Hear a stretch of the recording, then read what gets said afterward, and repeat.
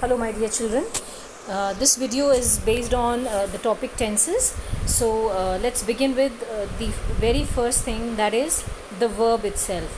So here what do we mean by verb? Action words.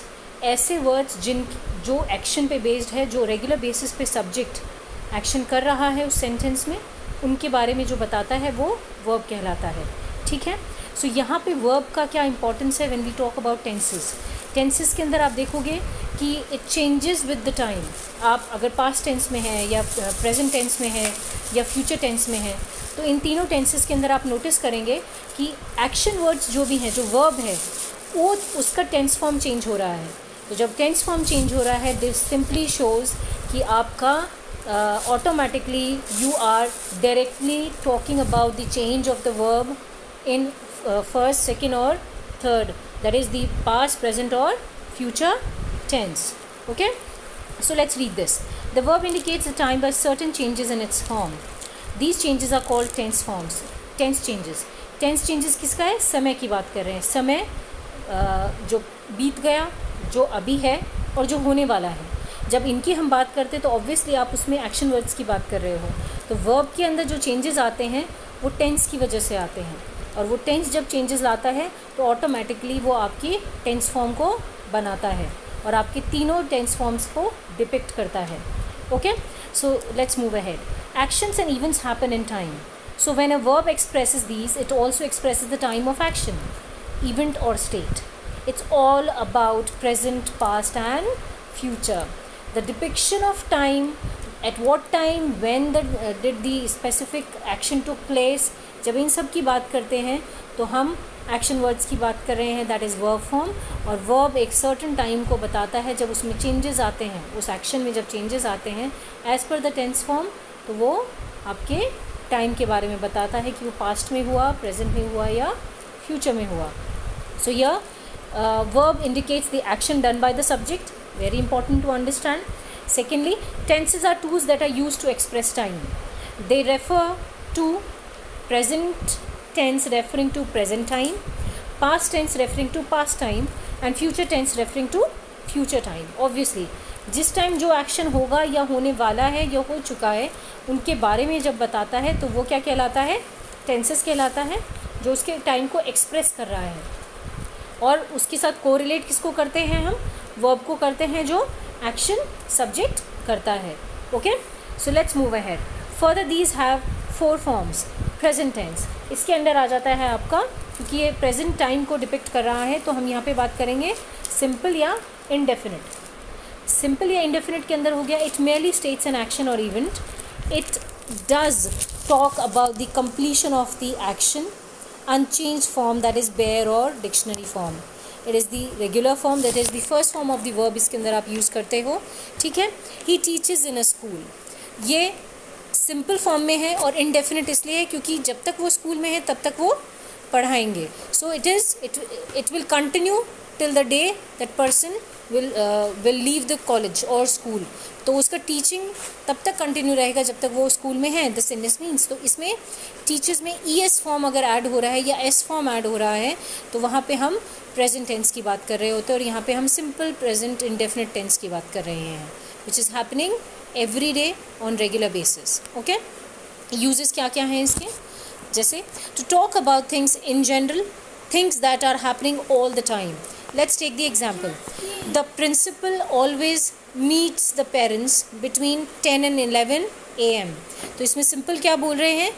Parents से principal हमेशा किस time मिलते हैं? Between 10 to 11 AM. So meets, S और ES form मैंने जैसे बताया आपको सिंपल फॉर्म में यूज़ कर रहे हैं हम, तो यहाँ पे S फॉर्म यूज़ हुआ है. This simply shows that it happens at regular intervals on regular basis. In particular this action is taking place.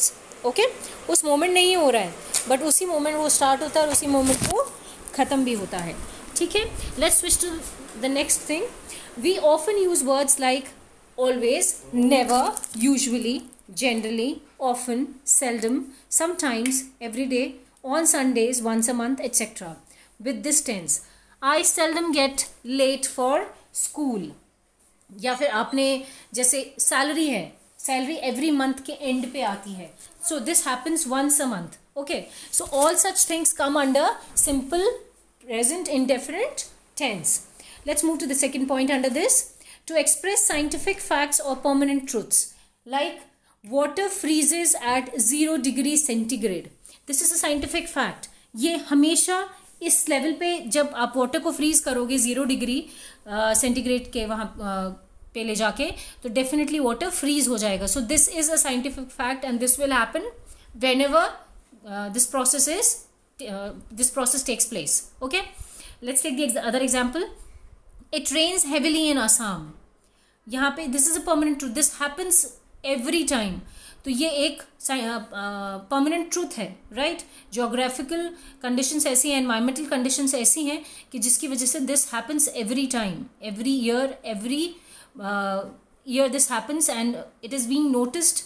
Okay, so here we are talking about the scientific facts or permanent truths. ये किसके under आ जाता है आपका simple indefinite tense के under आ जाता है. Then in proverbs which have the force of permanent truths, let's take the example.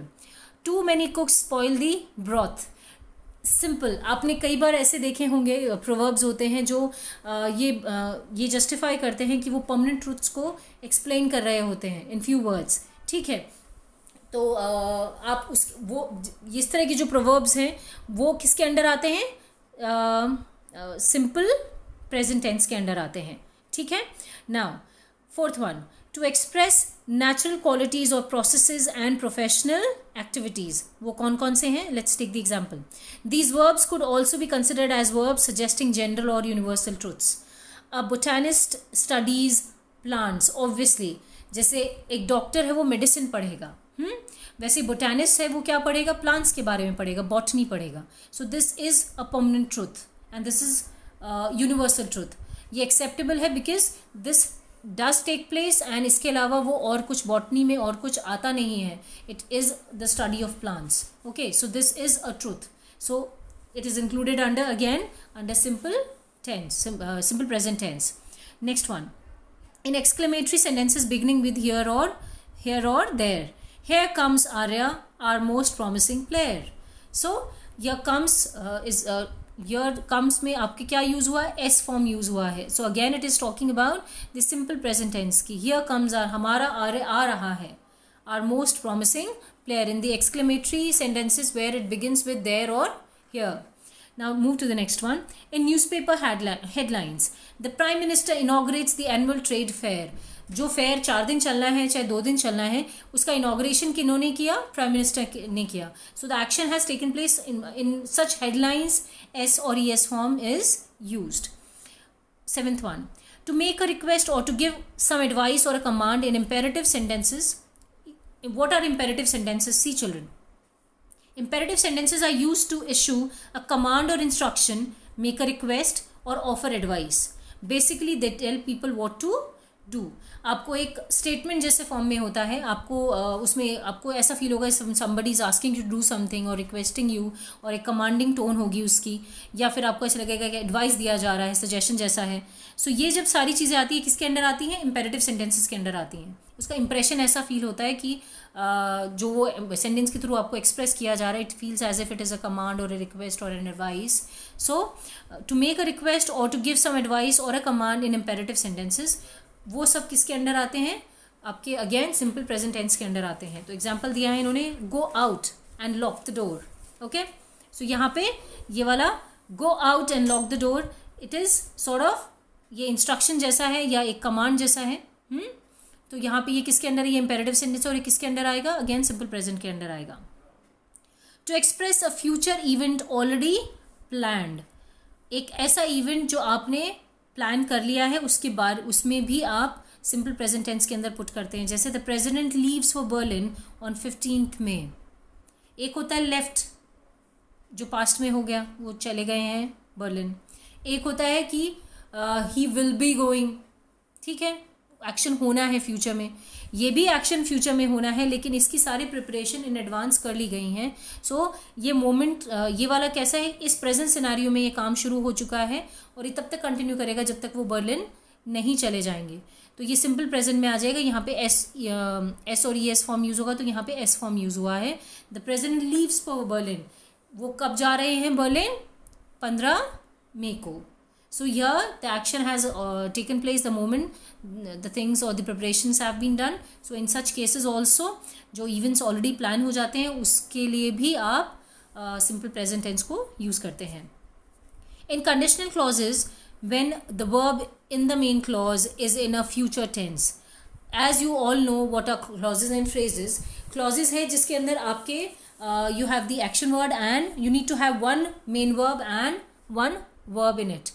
जब ये दोनों अगर आपके सेंटेंस के अंदर या उस क्लॉज के अंदर आते हैं वो ऑटोमेटिकली कंप्लीट क्लॉज होता है, whereas phrase के अंदर one of the action words or you have the subordinating verb, right? You have the supporting or the helping verb in that, right? So इसके अंदर अगर हम बात कर रहे हैं तो ये आ जाता है कैसे? just read this. In conditional clauses, इसमें condition based होती है, किस तरह से? डिपेंडेंट होगा आपका जो मेन क्लॉज के अंदर आपका सबॉर्डिनेटिंग क्लॉज है वो उस पर डिपेंडेंट होगा, ये सिचुएशन उस पर डिपेंडेंट होगी। Let's read this. If you seize the opportunity you will feel happy later. This simply means कि जैसे ही तुम्हारे पास अपॉर्चुनिटी आई और तुमने उसको ग्रैब किया उसका खुशी आपको बाद में ज़रूर मिलेगी। So this simply means if you seize the opportunity you will feel happy later. The action will take place in the present and it will bring in the effects in the later part, that is in the future. तो ये conditional clause है कि अभी मेहनत कर लोगे तो इसका फ्रूट आपको फ्यूचर में ज़रूर मिलेगा। So in such conditional clauses also you use the simple tense, simple present tense. 10th one, in time clauses, as soon as I get the message I shall pass it on to you. in time clause जिसमें है time dependent होता है कि जिस moment वो action होगा उसके बारे में बात हो रही है। Let's read this. As soon as I get the message, जैसे ही मुझे ये मैसेज मिलेगा, द मोमेंट ही और she will receive the message, वो उनको फॉरवर्ड कर देंगे या उनको पास ऑन कर देंगे, राइट। सो यहाँ पे टाइम क्लॉज के अंदर भी सिंपल प्रेजेंट टेंस को यूज़ करते हैं। Next is in running commentaries, Rahul hits the ball towards the silly mid of, the ball passes over the fielder's head and crosses the boundary line. In such commentaries also S or ES form use होती है. So I hope children you are able to understand where we are using simple or indefinite present tense, right? Let's talk about the next one, that is the continuous or progressive present tense. It indicates an action is in progress at a given time and is incomplete at the point of reference, ठीक है। Let's take the example, I am teaching in a school, मैं एक school में पढ़ाती हूँ।